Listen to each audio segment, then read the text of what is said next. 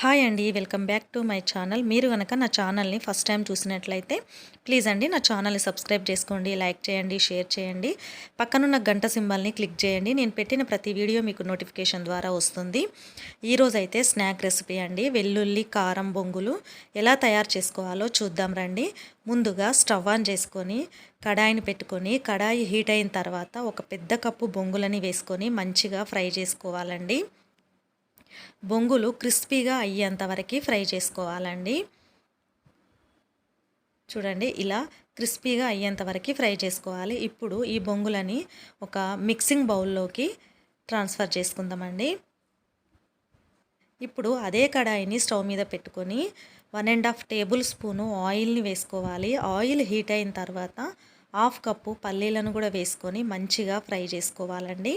పల్లీలు ఇన్నే వేసుకోవాలని ఏం లేదండి, మన టేస్ట్కు తగ్గట్టుగా ఎక్కువ తక్కువ వేసుకోవచ్చండి. పల్లీలు కలర్ చేంజ్ అయ్యేంత వరకు ఫ్రై చేసుకోవాలండి. ఇలా ఇప్పుడు ఈ పల్లీలను ఈ బొంగులలో వేసుకోవాలండి.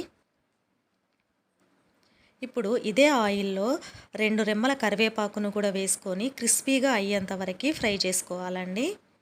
ఇప్పుడు ఈ కరివేపాకును కూడా తీసుకొని బొంగులలో వేసుకోవాలండి.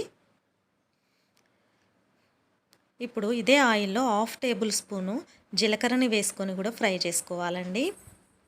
జీలకర్ర ఫ్రై అయిన తర్వాత 4-5 వెల్లుల్లిపాయలు, 1 స్పూను కారము వేసుకొని కచ్చాపచ్చాగా దంచిన వెల్లుల్లి ముద్దను కూడా వేసుకొని ఫ్రై చేసుకోవాలండి.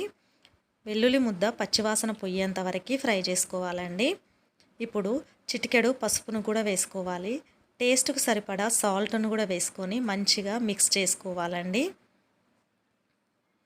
ఇలా మంచిగా మిక్స్ చేసుకున్న తర్వాత 2-3 టేబుల్ స్పూన్ల పుట్నాల పప్పును కూడా వేసుకొని మంచిగా మిక్స్ చేసుకోవాలండి. ప్లీజ్ అండి నా వీడియోని చివరి వరకు చూడండి. ఇలా మంచిగా మిక్స్ చేసుకున్న ఈ మిశ్రమాన్ని బొంగులలో వేసుకొని మంచిగా కలుపుకోవాలండి.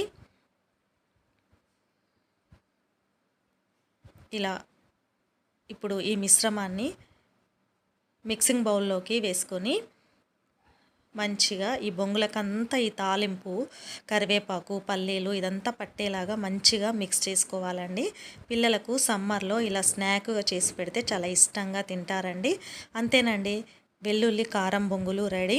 ఇప్పుడు సర్వింగ్ బౌల్లోకి సర్వ్ చేసుకోవడమేనండి.